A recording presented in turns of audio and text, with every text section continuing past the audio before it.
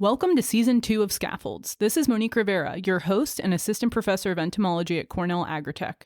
Co-hosting with me is my pathology counterpart, Kerik, who's an associate professor of plant pathology. This year we will also be joined by Kelsey Tobin, a postdoctoral researcher in my lab, and occasionally also by Anna Wallace, our New York State fruit coordinator. On this episode, I give some quick entomology updates and then talk about San Jose scale mating disruption with my colleague and friend, Dr. Julianna Wilson from Michigan State University. Kerik continues with our apple scab and fire blight forecasting with a bonus outlook on the 2024 fire blight season overall. And last but not least, the state of the state update from Anna Wallace on degree day accumulations and phenology around the state. Okay, just a couple quick updates from the entomology side of things before we get into talking to Dr. Julianna Wilson. So first, we found our first calling moth here at Agritech. This is a little early, but I think our infestation levels are quite high at Agritech as it's not really collectively managed, so it's a good place to detect first flights. Also, across the state, in the Hudson Valley, and also here we have found black stem borer flying. And I think that there's a bit of word or sort of a semi-consensus that ambrosia beetle issues are managed if you manage water and other stressors. That's not really what we're finding, and it's not necessarily true. It's not always clear what's stressing the trees, unless it's something super obvious, like flooding, of course. But some areas, due to topography, have just wetter and drier areas in a way that tiling can't necessarily help. So basically, the long and short of it is, if you have a problem with ambrosia beetles, you know that it's still a problem. And if you don't have a problem with them, then you think that it is resolved or not a problem for you. So other than that, and you'll hear this also in the discussion with Dr. Julianna Wilson, woolly apple aphids are blowing up. There's tons of aerial colonies already, including in Michigan, where it's supposedly slightly cooler than here, but not necessarily with the climate flux. That's my update in terms of what's going on in entomology, and now we'll be joined by Dr. Julianna Wilson.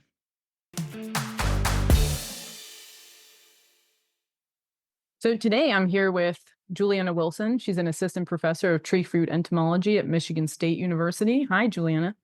Hello. So what I really wanted to talk to you about today is I'm pretty sure you're the only one in the Eastern Seaboard that's worked on this, but San Jose scale mating disruption. It is that time of the year when we're really thinking about that. So I was wondering if you could tell me about testing this product and what your overall thoughts on it were. Yeah, sure. So we tested products that were in development by Pacific Bio Shinetsu is the company that provides, and these would be the isomate dispensers that people are probably familiar with. They're the red tube style, small mating disruption dispensers that are used for cowling moth and OFM and some other similar things in tree fruit. So they were developing this product, trying to figure out what the dispenser density should be like for this particular pest. And so we were testing that.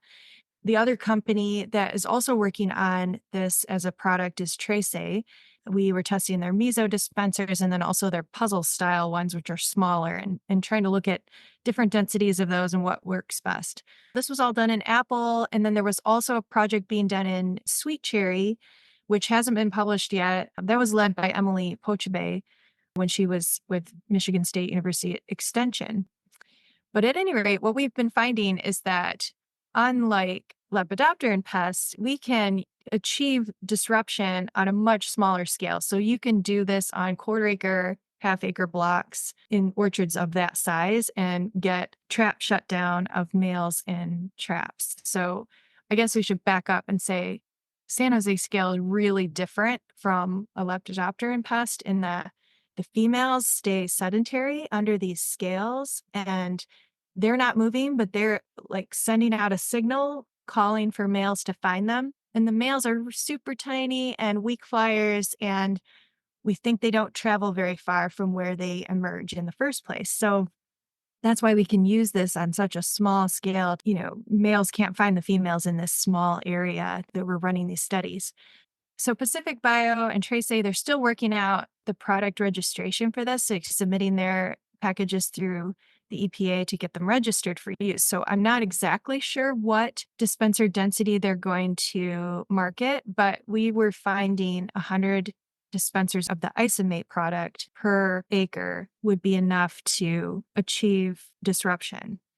And, it hasn't been published yet, but like in sweet cherry, Emily was testing a carryover effect where she would put them out in year one, and this was at 200 dispensers per density, and the following season still see an effect on male flight in these cherry orchards, which is really cool. And I keep encouraging her to try to get that published, but she has a new job somewhere else. So it's been kind of delayed. But at any rate, it's a very easy pest to disrupt.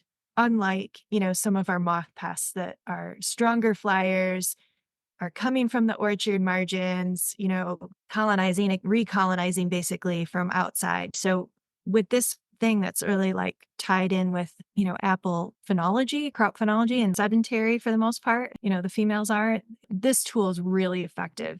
And so I'm really excited about the fact that they're trying to get it registered through the EPA. That process is really slow right now, not because of the companies, but because of the EPA just being really backlogged on a lot of things.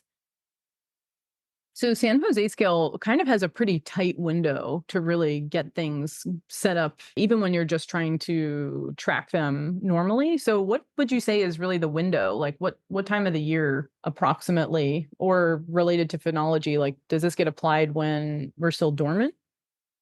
Yeah, so we would be putting these up at the same timing as the coddling moth dispenser. So if you're familiar with main instruction for coddling moth, the timing would be at the same time. I was even talking with Pacific Bio about maybe there'd be a way to tie in those two together. Like if there was a dispenser that had both, I don't know if that would be in conflict because we haven't tested anything like that, but like the application timing would be the same. So you'd be out there putting out your Kali moth dispensers at the same time. You're just putting them up in the same tree and at the same timing. Yeah, and we're kind of in that window right now here in upstate New York. Definitely timely to be thinking about. So what has overall been Michigan's, are you guys seeing a resurgence of San Jose scale? I think there's been a little bit of buzz about that, but there has been more in New York State of this dormant oil plus a steam for control of them. So what's going on in Michigan with San Jose scale? Yeah, so I definitely think there has been an increase of complaints about San Jose scale.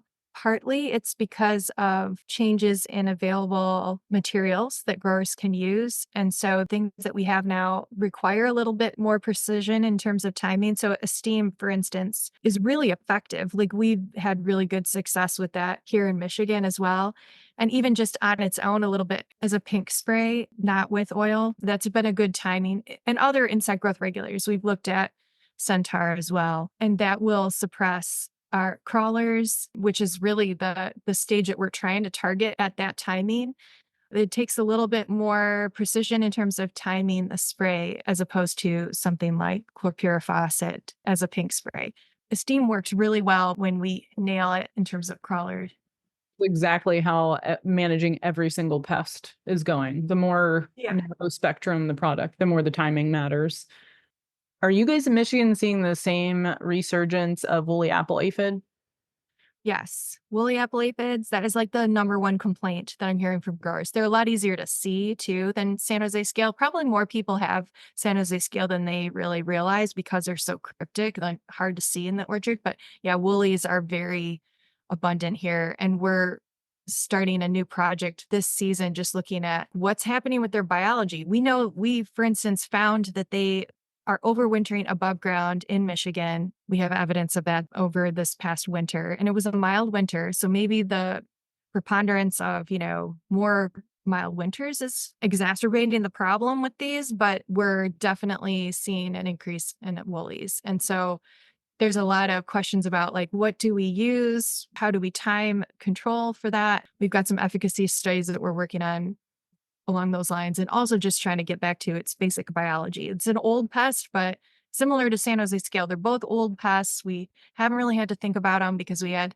very broad spectrum materials that we could just apply and then not think about it. But now with the things that require more precision or more targeted, we have to like be better about getting them on at the right time. So yeah, I think we were pretty familiar with the timing when the timing was, at petal fall. Question I think that's burning right now because I was finding them the last week of March, active colonies the last week of March, which was just shocking. Yeah. But figuring out the timing for basically this stage where they're already feeding, and we've already have wool on them here Oh, wow. Yeah. in the aerial colonies. So this is just beyond our current recommendations or understanding of how to deal with this pest. So I do have some colleagues at Reality Research who are doing some preliminary testing on that, but so far all the buzz in New York has been about Safina, but we got that a lot later than you guys probably did. It just came on the market for us last summer. I haven't heard of that material. Oh, that is a BASF product. So that's like, I definitely think that's worth trying out. And I'm sure this afternoon at the Pink meeting, I'm going to get a ton of questions about this. Yeah, we've been looking at Movento, which requires some planning. It takes time for it to work, but Movento is pretty good against woolies. It basically takes time for it to take effect. So it can look like nothing is happening, but then a week or so later is when you're going to start seeing the impact, unlike something like diazinon or something that people throw on there as like a Hail Mary middle of the season type product. We are also curious to know more about how belief works and whether that might be a strong material with some planning. It doesn't work like rapidly. These newer materials, they either take time because they have to get something going inside the plant to become active and like work, or they don't persist long enough, or they don't, there's like so many reasons why they're trickier to use, some of these products. I don't know anything about Sabina, so I'm going to look into that. Yeah, I could also share our data from last year with you. I'd be more than happy to. Cool. But yeah, this is great. I'm excited about San Jose scale mating disruption. If we can get that, I think for the people that it affects. Because I think my impression of this in New York is that where it's a problem, but where it's not, it's just kind of not. It's being controlled probably by something else in the program. But still, I think the more we can move towards these tools and having production not depend on spraying, because as you know, the regulatory environment's getting tough. So I'm really excited about this, and I am really looking forward to whatever you guys end up publishing. And we could share that with this audience too. If you have something out already, you can put it in the show notes. So thanks so much for sharing with us today. Thanks for inviting me.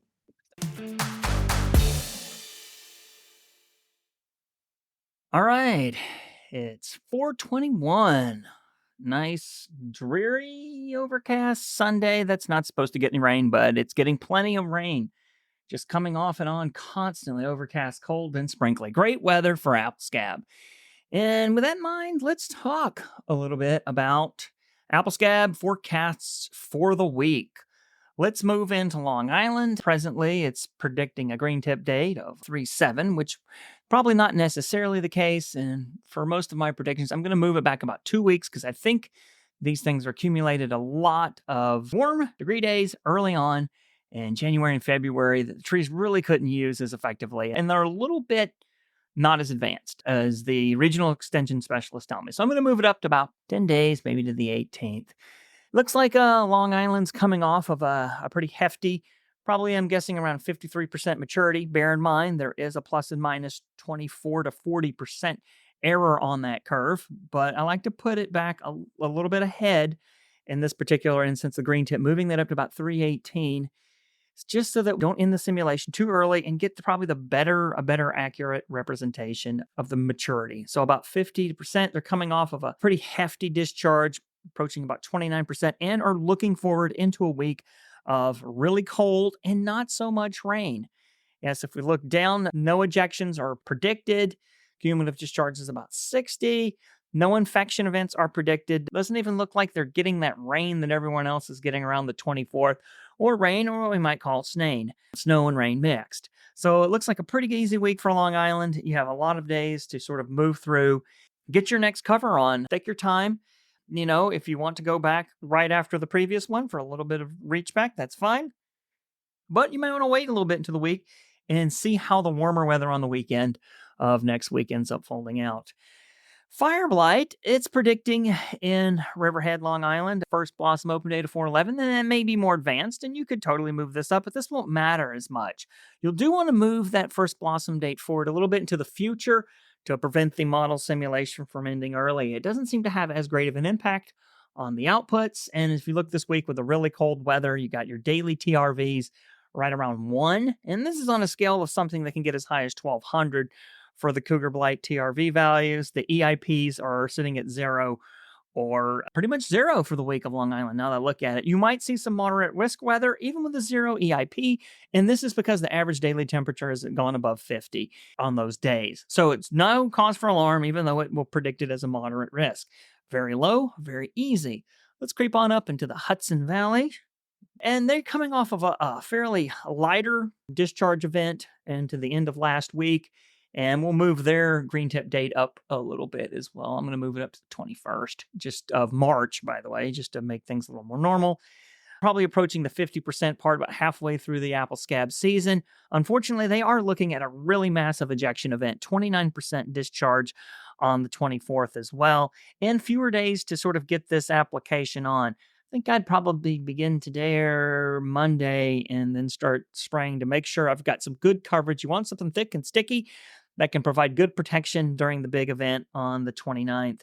Put out some mancozeb plus one of the single site materials. Might be a good opportunity this week to really hit them with something a little bit fancy down there. If you're seeing that 29% ejection, what does it look like? It's not a lot of rain. It's predicted at this point about 1/4 of an inch. Temperatures are in the reasonable level for apple scab. Still going to be a little bit cold. It's really predicting only about 12 hours of leaf wetness.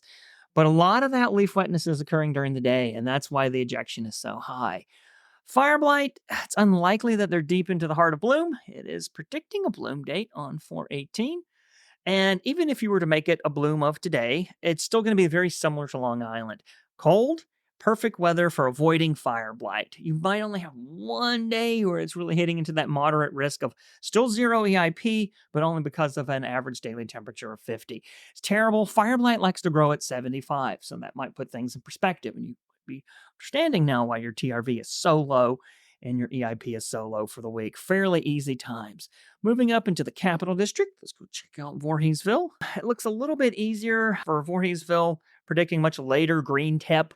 Maybe at best 20% maturity whatsoever. And that's even with a 4/8 day of green tip. If you know green tip came later, you could move that on into the future and see a slight ejection, only 7%. It doesn't even code an infection period anymore at 12 degrees because the average temperature predicted is about 47.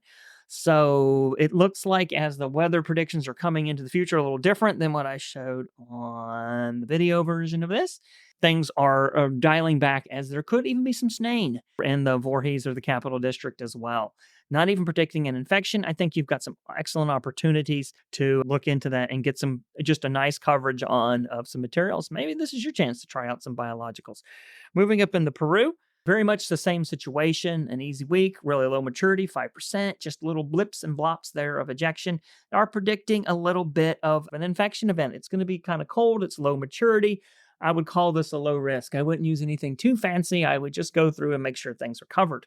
Looks like about, at this point, still cold on the 24th when this will happen, but a lot of wet weather during the day. So a good opportunity just, I think, to rely on some protectants in there for this period and save your heavy hitters and single sites for later in the season when you've got multiple diseases that need them.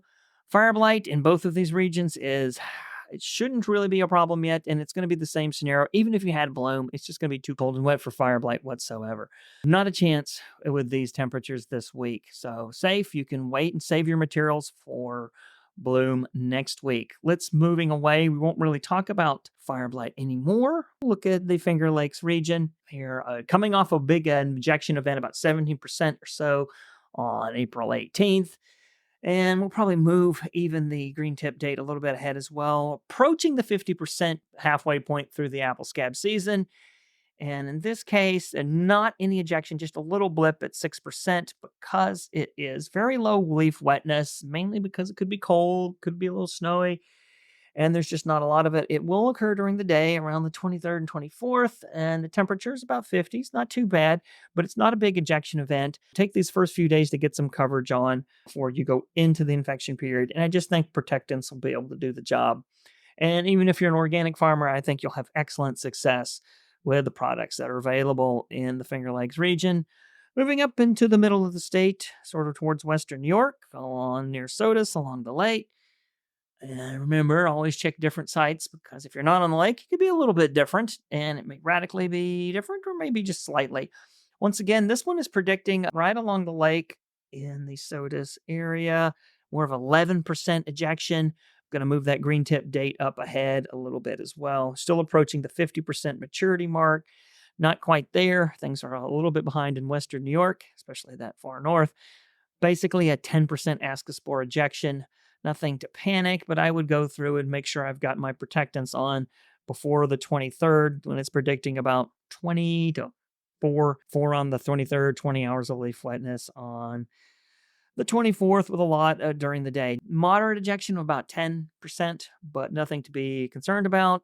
The good news is with this cold, wet weather, you don't have to worry about fire blight. Let's move up into Niagara, near the top of the state along the lake. Very similar situation to the SOTUS Lake region as well. In this case, they're looking more at a almost 21% ejection when you combine the days of both the 23rd and the 24th. It's still going to be cold. Apple scab will kind of like this weather. In this case, you might want to include one of the protectants, maybe an Inspire Super or something, or I think you would be fine just going with a little bit of Captan, Mancozeb, or a very high rate biopesticide product of your choice if you're in the organic realm. I think I would just protect this one out, given the sort of cold weather, even if it is a pretty big one. And I think if you got good coverage on going on into the 23rd, you'll be fine. A little more rain is predicted about between the 2 days. We're looking almost a half an inch of rain. Enough to wash anything off that was remaining last week's infection period around April 18th. But if you get good coverage on with Captan that redistributes and Mancozeb that sticks, I think you'll be fine, and you probably can just save those single sites for later. Hopefully, no one's having too much bloom at this point. We're moving into the pink period in Western New York. At this point, I don't think we need to worry about fire blight with this cold, wet weather. All right, that's all for the scaffolds disease update.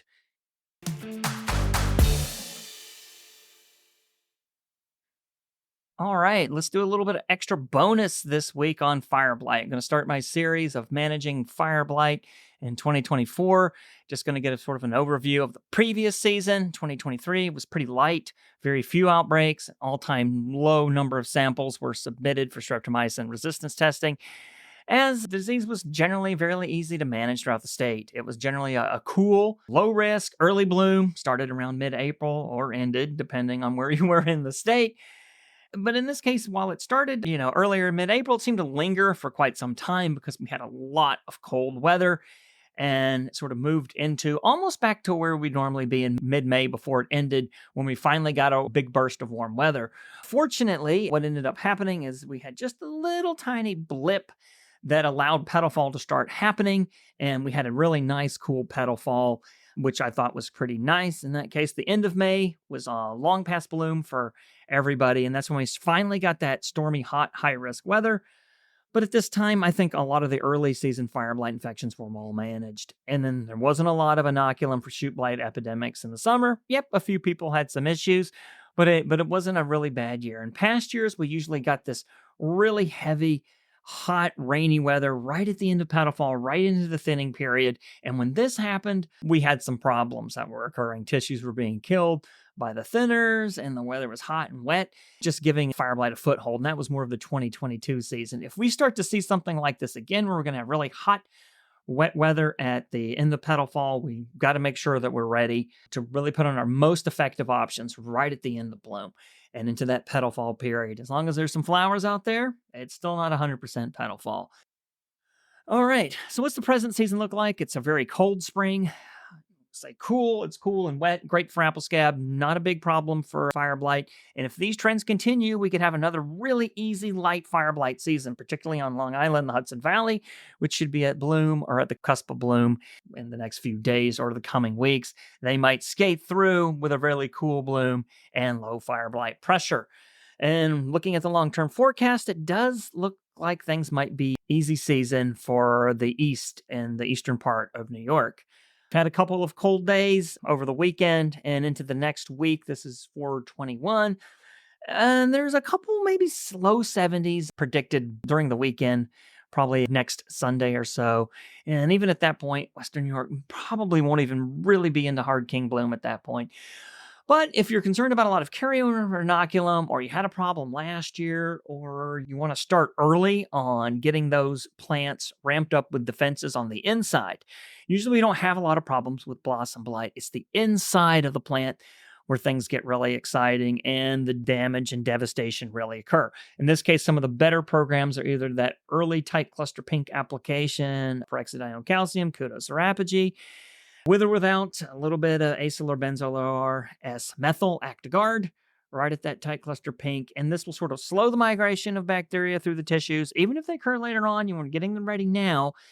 And it will also help ramp up the defenses. The current line of thinking is if you have a highly vigorous tree, go 6 ounces per 100 at tight cluster pink, and that will really help with your blossom blight.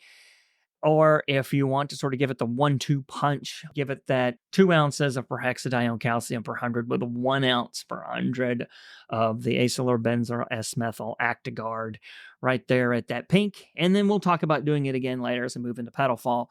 That's it for the extra little bonus. We'll talk more about managing fire blight next week. And now for the State of the State, your weekly roundup of phenology and degree day accumulations from major fruit production regions of the state. I'm Anna Wallace from the New York State IPM program, and the information I'll be sharing has been aggregated from regional specialists, including Mike Bastow, Janet Van Zorn, Mario Miranda-Sazzo, Craig Kalki, and Dan Donahue. It also includes my own observations and information collected from NEWA. In general, it's been somewhat of a quiet week. We've had a return to pretty cool conditions, so tree phenology development has been a little bit slow, and we expect this to continue for most of this week. Across the state, we're ranging from a little bit earlier in terms of degree days to a lot further along than averages, depending where you are in the state. It's been pretty regionally specific. We have some cold nights in the forecast for this week, particularly on Thursday morning. We have forecasts in the upper 20s in many places across the state. So there's a potential for some frosty conditions. Still, calm nights are the most susceptible to inversion conditions in which cold air sinks and hot air rises, making the lower limbs and blossoms in that zone at highest risk of frost. Cornell Cooperative Extension regional teams hosted a webinar on frost mitigation strategies on April 12th, last Friday. And in case you missed it, that recording is now available online. A great amount of information was shared on forecasting frosts, risk of frost, and mitigation methods. So I encourage you to go watch that webinar. We'll post that in the show notes. After the cool weather predicted this week, we're expecting a warming trend at the end of the weekend into next week. So things will suddenly wake up and progress pretty quickly. In some areas of the state, we expect early bloom. Phenology across the state now, in the Hudson Valley, apples are at advanced tight cluster or even early pink in most varieties at the Hudson Valley Research Lab. In the southern part of the valley, Pink Lady and other early varieties had a few open blossoms on Monday, and with another warm day, we have forecasted for Sunday, we're expecting to see more bloom. Pears are at first bloom, and stone fruit, peaches and cherries and plums are at full bloom or even past that now. In terms of degree day accumulations, we're only slightly ahead of averages at this time.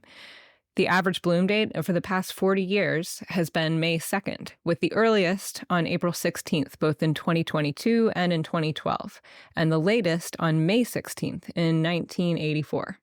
Degree day accumulations are just about exactly average, possibly dipping below averages for the 15 and 13-year averages. But with the warming trend, we expect that to jump back up at the beginning of next week, staying close to average. We had our first OFM, or Oriental fruit moth, captures at Highland at the research lab last week, and with continued catch this week, we have sustained trap capture, meaning that our biofix for OFM was set last week. In Western New York and Lake Ontario region, in contrast, is considerably ahead of averages, both in Geneva and closer to the lake, although there is some variation from site to site. Early pink and advanced tight cluster is what we're seeing in most places across the region. In the capital region, McIntosh is about at tight cluster, peaches are at pink and starting bloom, and this region is slightly behind average degree day accumulations in the Clifton Park area.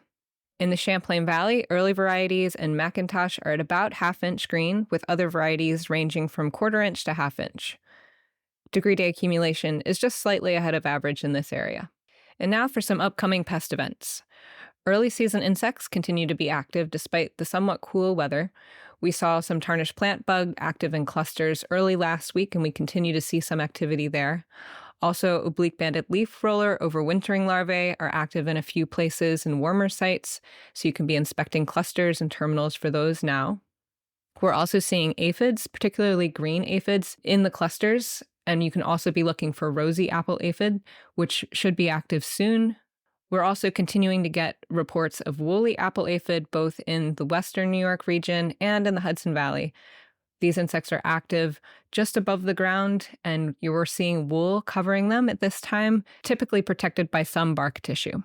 We're also continuing to get reports of scale, San Jose scale, and other scale throughout the Northeast region this year. In terms of the Lepidopteran complex, we had our first Oriental fruit moth capture last week at the Hudson Valley Lab and continued trap capture this week, so we set our biofix for last week. We also have OFM first trap captures at a couple of early sites, both in Peru in the North Country and in Western New York, so we're continuing to watch that. And we had our first trap capture for codling moth in Geneva on April 20th. This is a lot earlier than usual, so we're going to continue paying attention to that. Usually we'd recommend setting out traps around bloom, but you might want to consider putting them out early this year with the early warm temperatures. In terms of diseases, we're still looking for our first signs of the early scab infections this year. We should be able to see them soon as fuzzy olive green lesions on leaves on trees that were unprotected. As we get some warm days coming up at the end of the weekend, you can start to be scouting for ooze in places where you had fire blight last year and start thinking about bloom and protecting your open flowers for fire blight if temperatures get warm. You can also be looking for powdery mildew on open buds with sort of twisted or distorted tissue. Thanks to everyone that attended our virtual IPM Scout training that was held on Monday, April 15th. We broadcasted live from 3 orchards throughout the state in different production regions and shared some of our best practices for scouting and monitoring and how to monitor for a few key insect pests early in the season. In case you missed it, you can view the recording online. We'll put that recording link in the show notes. And now here are the current degree day accumulations for major fruit-producing regions of the state. This is based on previous work done by Art and Yellow relating to Macintosh phenology and degree days. We're sharing degree day base 43 Fahrenheit at this time. As a point of reference, tight cluster is usually around 228, pink 289, and full bloom 378, and that's degree day base 43. In Geneva, we're at tight cluster with 264. In Highland at the Hudson Valley Lab, we're at pink with 324. At Clifton Park, we're at approximately tight cluster with 224. In Peru, about a half-inch green with 172. Medina, an inland site in the Lake Ontario region, at pink with 292. Appleton North, a lake site, is at pink with 242. Fairville, the apple shed, is an inland site with pink and 272. And Williamson de Marie, a lake site, at pink with 272. Before I go, I want to share a quick note about NEWA and the outage that we had last week. I talked to Dan Olmsted, who manages NEWA, and he shared this information. No data were lost and nothing was compromised. It actually had nothing to do with NEWA, our vendors, or any of the weather stations. The National Weather Service had a nationwide forecast data outage, and it was due to a cascade of hardware failures at their data center in Maryland. And so forecast data that are normally combined with weather station historical data were unavailable. This would have potentially affected any organization, business, public or private, nationally who use NWS weather forecast data. So rest assured, no NEWA data was lost. Thanks for listening and good luck until next week.